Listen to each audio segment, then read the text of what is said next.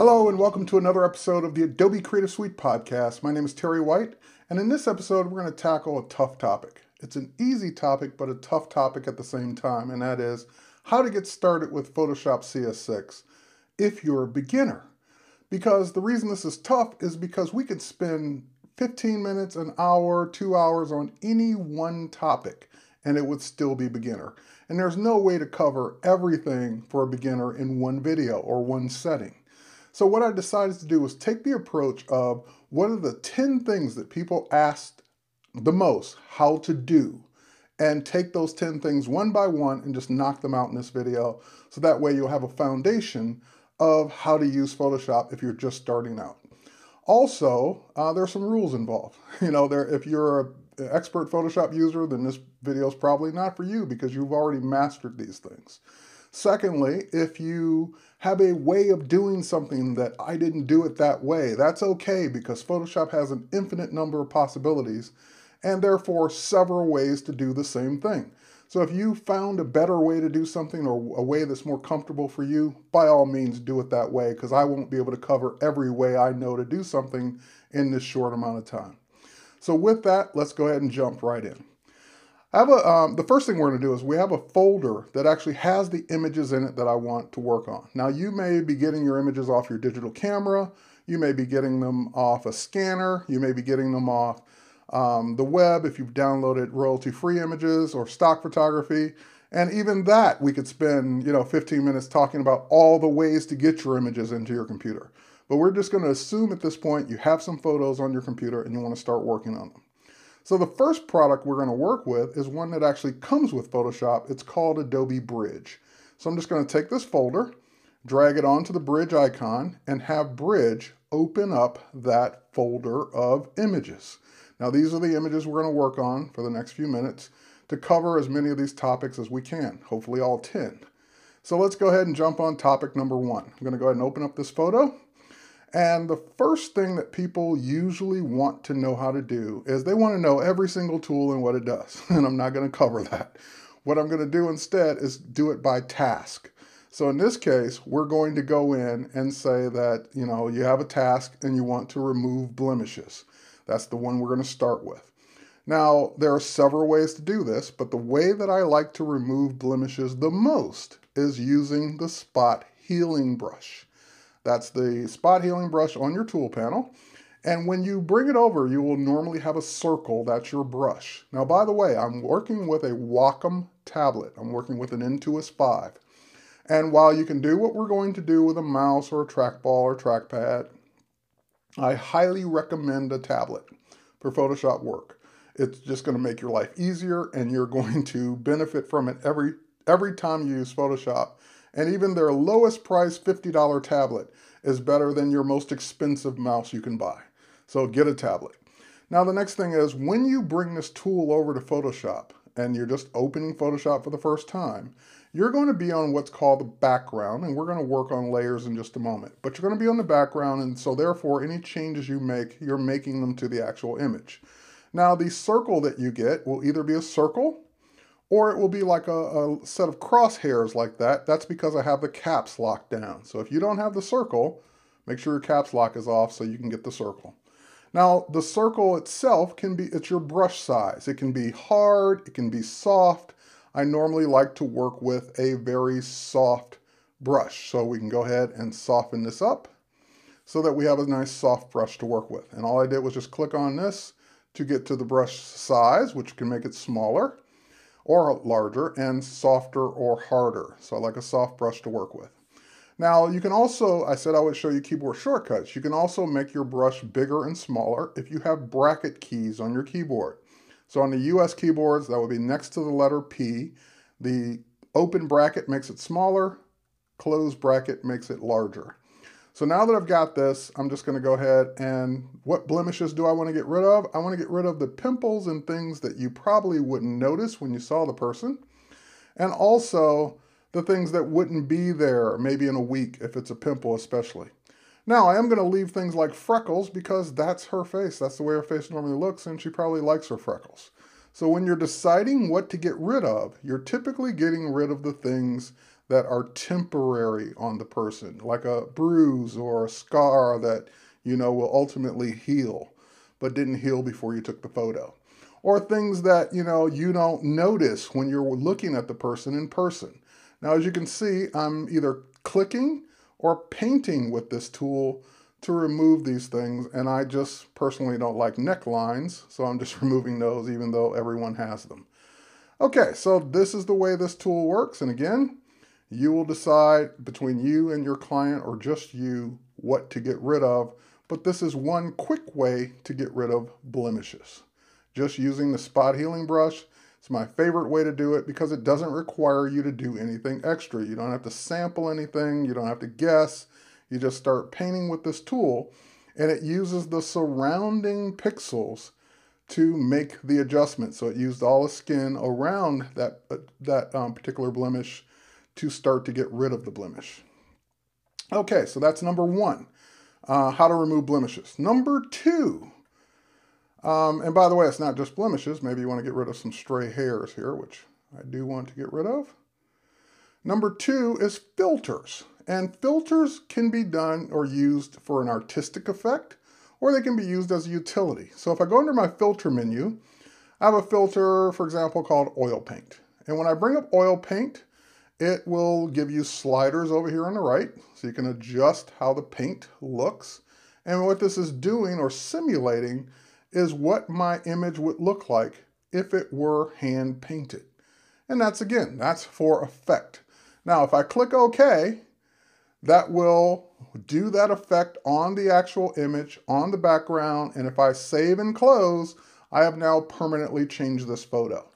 So we're going to see ways to not permanently change your photo, but for now I'm just going to undo.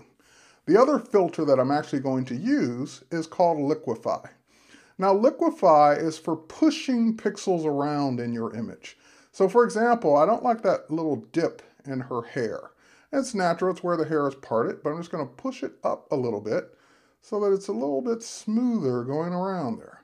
And again, you will make your brush size as big as you need it to be or as small as you need it to be for the thing you're trying to push or pull. So again, we can just pull this out and push in where we need to, pull out where we don't want to push in, and you can kind of round things out, smooth things out, move things around. You can go crazy with it and do things like that, but please don't. You will do unless you're trying to make some kind of weird alien effect. But that's what it's for. It's literally for pushing pixels around. Now, there are other tools here, brush size, stylus pressure, all of these things can be applied, especially if you're working with a tablet. But that's kind of the effect that we're looking for. So we'll click OK, and that will basically take it from that, which is undo, to that, which just kind of pushes it out a little bit. Now, I went a little crazy over here on the right-hand side. And so if I undo it, it's going to undo everything, but I'm going to introduce you to your history brush. What the history brush will allow me to do is paint in undos. So I can paint back the hair before I did it in this one spot where I didn't like the way it worked. Or if I undo that and I just want to undo this one little glitch here, I can do that. So history brush is like your undo on a brush. All right, so now that's blemishes and filters. Now let's talk about layers. So I'm going to go into a different photo here. We're done with this one. We can go ahead and close it. And by the way, you have Bridge, which we originally went to get the photos, but you also have a panel called Mini Bridge. In Mini Bridge, you can navigate to the same folder you were just in and grab the images right in Photoshop without having to leave Photoshop. So let's go ahead and double click on this one. And we can put Mini Bridge away. And now I need to make this image larger. You have a magnifying tool. Let's go ahead and just zoom in on it so I can work on it better. And on this particular image, I want to talk about layers and the two types of layers we're going to work with as a beginner. Now layers, if you think of layers, think of them as your original images on the bottom, and you're putting clear pieces of acetate on top. And whatever you do on the acetate, of course, is not affecting, you're protecting what's underneath. So that's the way these layers work in Photoshop. So if I add a new layer by clicking the new layer icon, layer number 1, and it would be layer number 2 after that. Whatever layer selected, that's the layer I'm working on, and therefore it is not affecting anything underneath that layer. So for example, if I were to just grab the paintbrush and start painting with red paint and ruining the photo, oh no, you've painted over him. Well, technically you've painted on that layer. If you turn that layer off or hide it, you see that he is unaffected by that because you're working on that clear piece of acetate, which is called a layer, and not affecting the background underneath. So that also means if you grabbed a tool like the eraser and you started erasing on that layer, notice I'm not erasing the photo, I'm just erasing what I did on that layer because that layer is just that layer. So the red only exists there. And I can throw that layer away if I don't want it anymore. You get right back to the background. Now, the next kind of layer we're going to talk about is we're going to make an adjustment, and we're going to use an adjustment layer.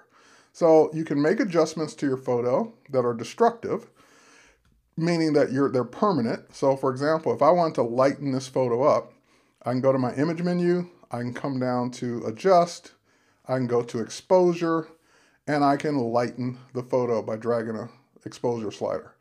And that gives me what I want. I wanted his face to be a little bit lighter, but it's also blowing out everything else.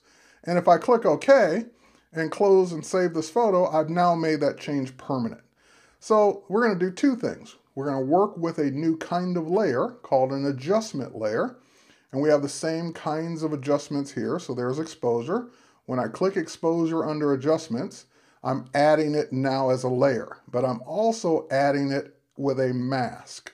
Now, if I make that same adjustment, make his face brighter, but I don't want everything else to be brighter, then what I can do is mask that effect above this layer.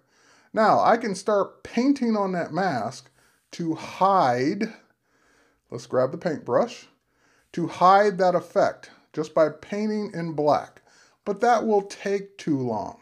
So let's undo it and let's do the opposite. Let's hide the effect and use the mask to hide the whole thing and only paint in the areas we want to bring back. So we're on the mask. We have it selected with a little box around it. And now we'll just go to our image menu and we'll come down to image, adjust, invert, or Command I, Control I on Windows. So now that hides the entire effect on the entire layer. And notice that hiding is black, showing is white. So when it's all black, that means you've hidden the entire effect. So now if we switch to white paint, just by clicking the little double arrow here, and if it's not on black and white, you hit the letter D to go back to your default colors, or just click here to go back to your default colors. And now that we're on white, when we paint just on his face, we are now bringing in that effect. And by the way, we can use a brush, and we can use a nice soft brush to soften the effect. There we go. We're now bringing that effect in only in the area where we want it. But more importantly, because that is a layer, it has opacity. That means we can turn it down. It's a little too bright. Or we can leave it at 100% and just adjust the layer itself. Make it darker, make it brighter. So we can do it either way, but we punched a hole in the mask, so therefore that effect is only showing through that hole that we just made. And now we can adjust accordingly. So that's making a photo lighter or darker using exposure, which was number 4. Number 5 was selective adjustments, making an adjustment in a photo selectively by using a mask on a layer. All right, so now let's go ahead and we'll close Donnie here. And the next thing we're going to do is we're going to remove an object from a photo. That's one that I get asked all the time. So let's go to this one. Now, these photos I got came from iStock Photo. So some of these are shot myself, like the one of Donnie we just closed, but some of these are iStock, and they will say iStock up here if they are. And that number, if you were to search for this number, you'd actually find that photo and you'd be able to do exactly what I'm doing so you can work along with me. But the fact that it's an iStock photo, you know that you can download it, and therefore there are no tricks behind this. So I just wanted to make sure you knew that. So let's go ahead, and now we want to do two things. First, We want to remove the kid from the photo. We just want the mom.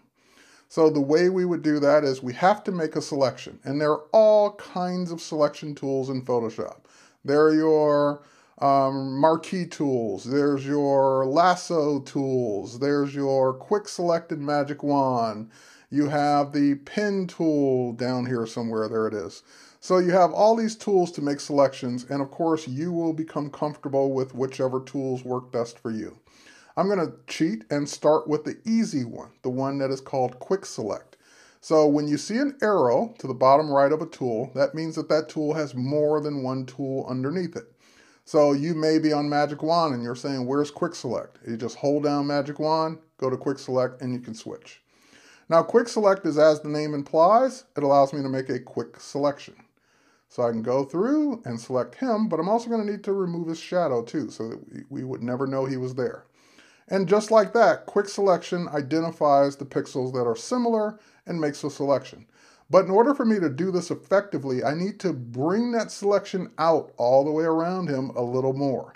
So we're going to use a technique called Select, Modify, Expand. And I'm going to expand it by, and you'll have to guess at your number because it depends on the resolution of your photo. But for this one, I'm going to use 10.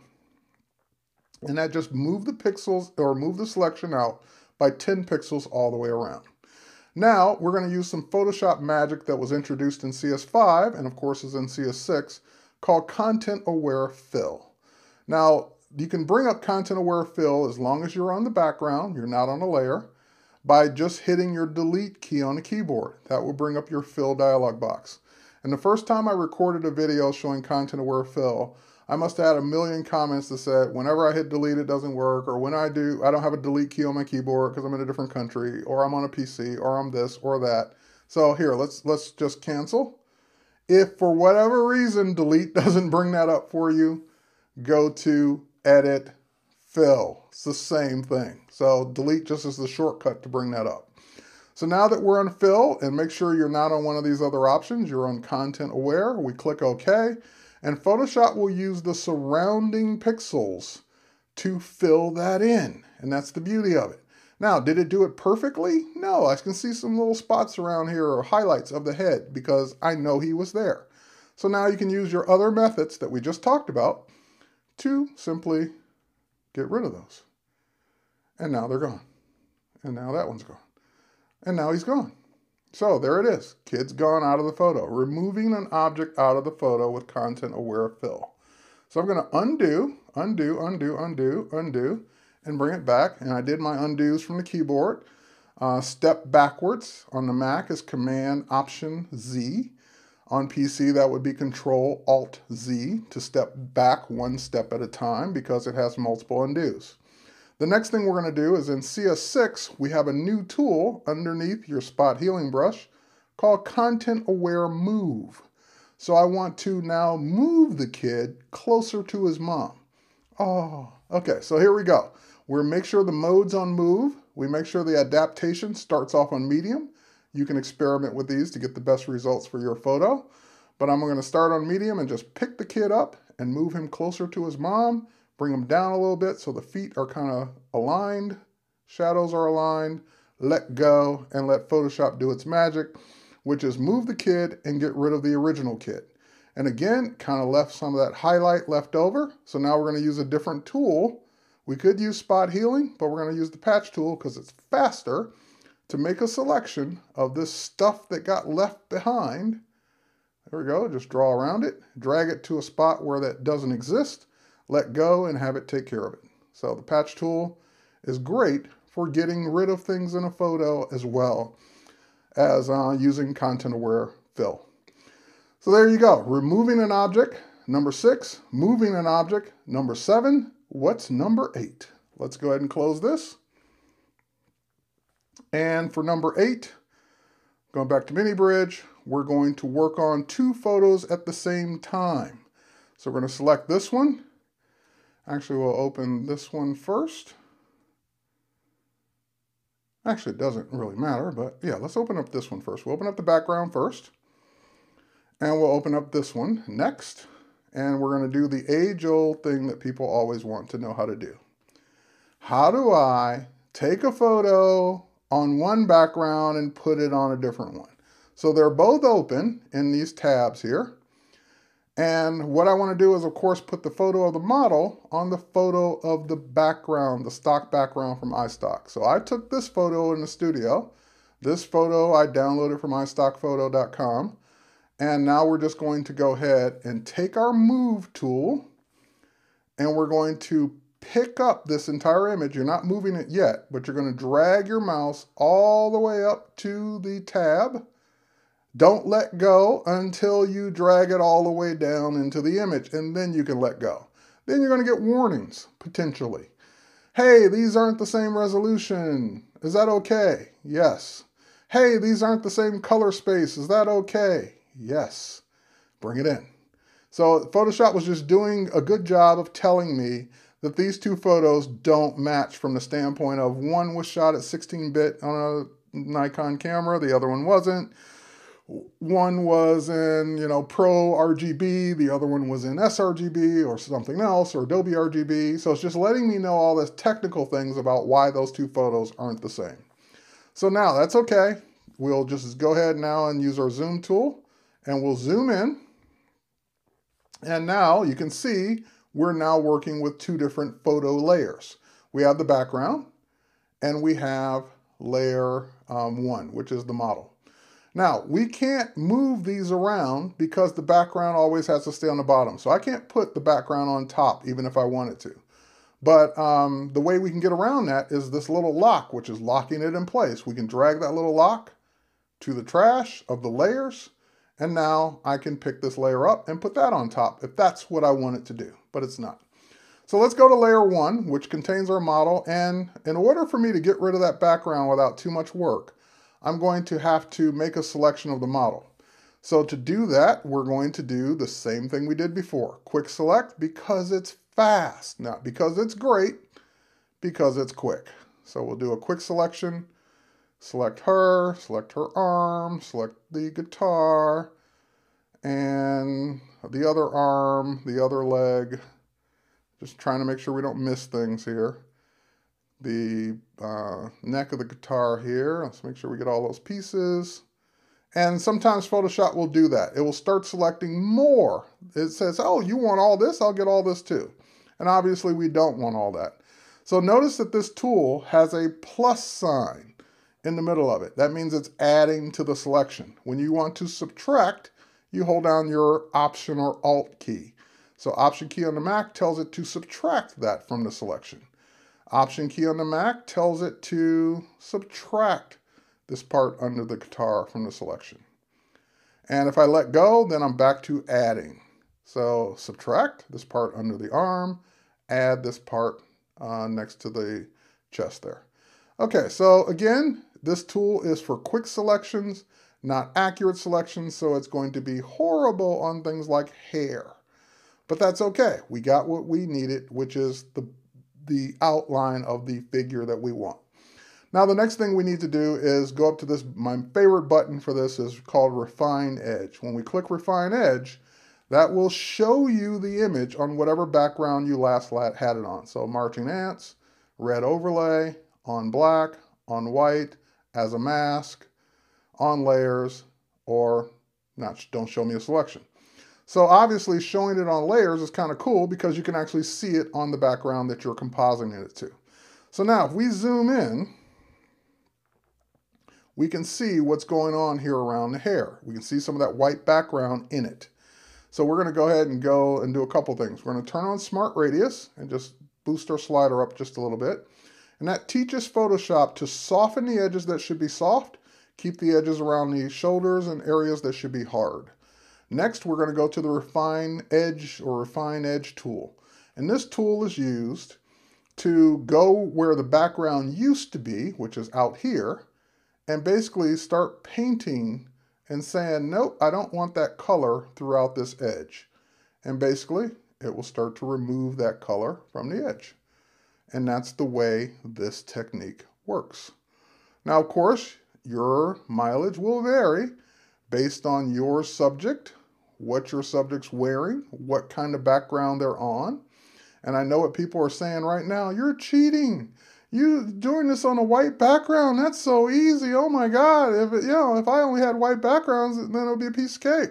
Well, guess what? As a photographer, if I think I'm going to take something off a background, I shoot it against something that's going to be easy to do.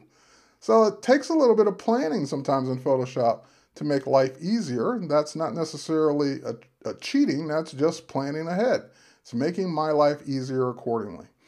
Now, once you get it the way you want, you can use Shift Edge to kind of remove some of that white there. We can also use contrast to kind of get more of that in there. We can decontaminate colors, which also removes some of the reflected color off of our subject. And then, we can keep working, but I think you get the idea. When we click OK, that becomes our new layer. It turned off the old one, which you still have. And that becomes our new layer based on our new selection, our new mask. So we can keep working on the mask. If we wanted to tighten it up, make it better, but you get the idea. Now, one more trick to kind of make this look better, we're going to make an adjustment to it. So we can either add an adjustment layer or just simply go to Image, Adjust, and go to Exposure once again. We're just going to bring down the exposure just a little bit because she's a little lighter than she would be if she were really in that dark kind of, stage background there. And also, the next thing we're going to do is we're going to, even her skin tone is not right for this kind of lighting because that's what happens if you shoot two different things and put them together. The lighting usually isn't the same. Now, this is going to be a little technical, but what I want to do is take a piece of this background that's the same shape as her, put it on top of her, and blend it in. So the first thing is I need to get a selection of the background that's exactly like her. And that's easy because now I've got this great mask. And if I didn't have the mask, as long as she was cut out on her own background, that would work as well. But and by the way, this is what she looks like on her own, with nothing behind her. So that is number 8, removing the background. That's how you do it. But we're going to take it up a notch by putting it on a different background. Now, while I've got this mask, I'm going to hold down my Command key on Mac or Control key on Windows and click on it. That tells it to make a selection that's the same shape as everything we just cut out.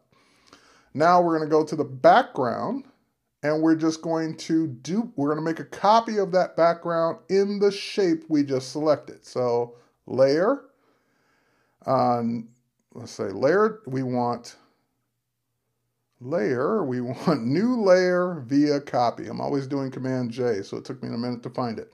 New layer via copy makes a new layer that is just that. It's just the background of her cut out.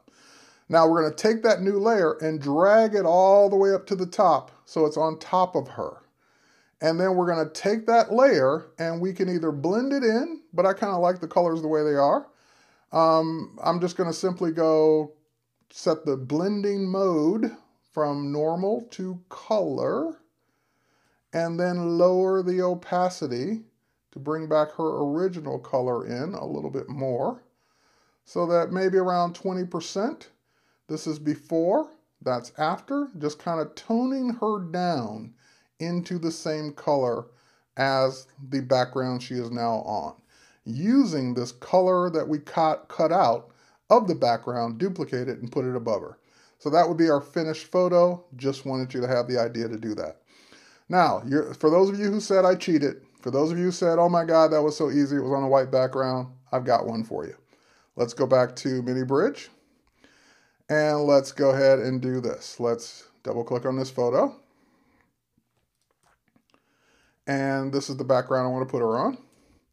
And this one is not so easy. This one is not as easy, at least, because in this photo, the problem is she has blonde hair against kind of a blonde wood. It's going to be hard for Photoshop to figure that out. We've got the hat and everything too with shadows on it. So not as easily, because this is stock photography. This one actually came from my stock, and it wasn't shot with the intention of putting it on a different background. But this is the background I want to put it on. So we're going to take this background, we're going to work the opposite way, just so you know how. Use our Move tool, drag it into the Cowgirl tab, Drag it down into the image and let go. You're going to get the warning about the color space. That's okay. And now we've got the background on top. I did this on purpose so you can learn how to size it. So we're going to go up to our edit menu, free transform. That'll put handles around it. Hold down your shift key so that you can scale it proportionally and bring it up. Okay, great. Click OK, hit enter, click the little check mark, whatever you want. And now we've got the problem with what we want as the background, which should be on top. We can't drag it on top because the background's always on the bottom. But if you double click on it, that'll turn it into a layer. Or if you drag the lock to the trash, that will turn it into a layer. And now you can rearrange the order. Okay, great. So now we've got our cowgirl selected on top, and we do the same thing. But this is not going to be as easy. So let's go ahead and do our selection. Quick select, quickly select. That's why we use quick select, because it's quick. There we go. Not because it's accurate. If you really wanted to be accurate, you'd use something like the pen tool and trace your way around the image. But so many times I'm going to use refine edge. I really just don't need the pen tool accuracy for this kind of stuff. Now we're going to go ahead and make that smaller. Get this little part under the arm there. And I think I got everything. I got the hand. Yep, got all that. Got the shoulder, got the hair, got the hat. Got all pieces of the hat, even that little piece up there. That little piece there. Okay, we got it all. So, same thing, refine edge. When we do refine edge, that shows us what we've got so far.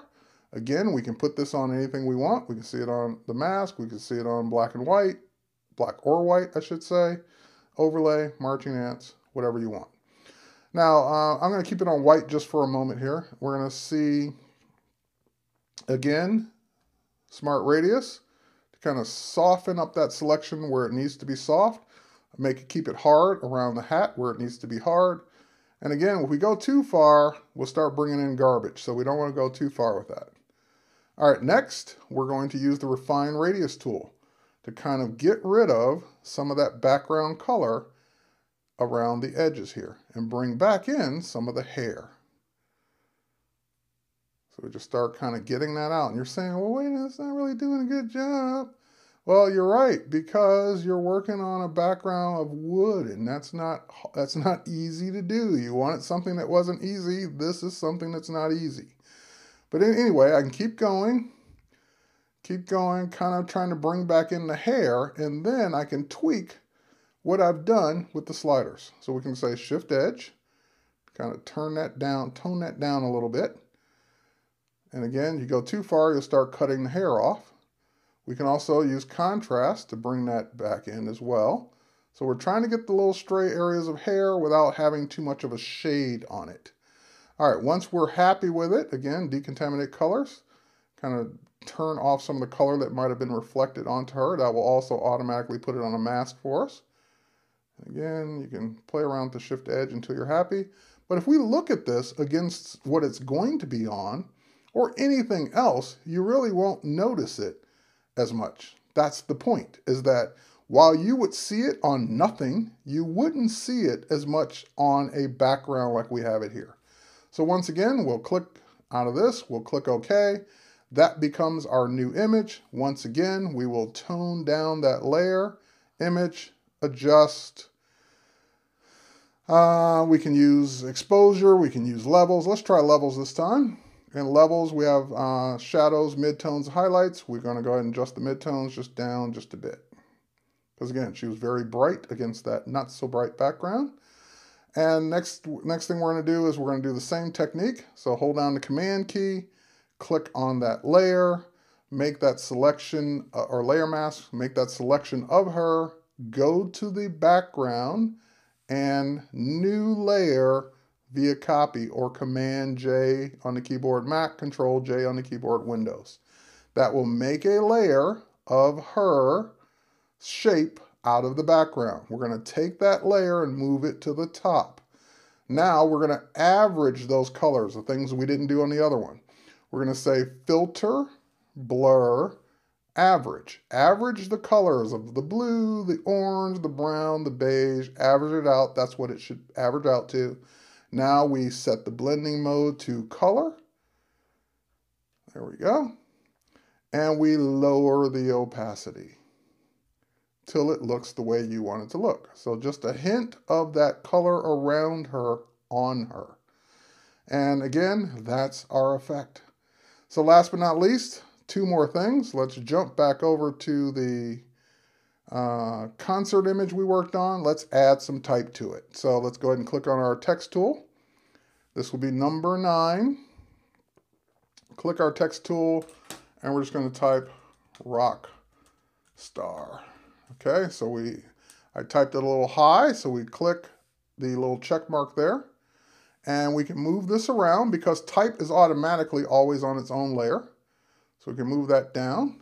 We can go ahead and go back to our type tool and make any corrections, like I didn't capitalize the O there. We can also change the font to whatever we want.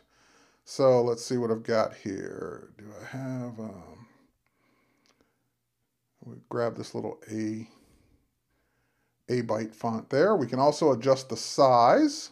So right now it's 168 points. I don't think we need it that big, but we probably do want it bigger than 72. So let's go ahead and, now you can type in numbers, but there's a little shortcut here. If you drag the T's to the left or right, that's kind of like a little hidden controller to make the type bigger or smaller. Last but not least, we don't want the type to be white. We can click the white and make it whatever color we want or mix, but we can also, if you drag onto the image or just move onto the image, you can make it whatever color from the image you want. So I actually like the color of her leg. We'll use that as our rockstar type. So adding type to a photo will make it stand out a little bit more by adding an effect to it like drop shadow. We're on that layer, so drop shadow applies to that layer. We can pick the shadow up, move it around, click OK. We've got our type.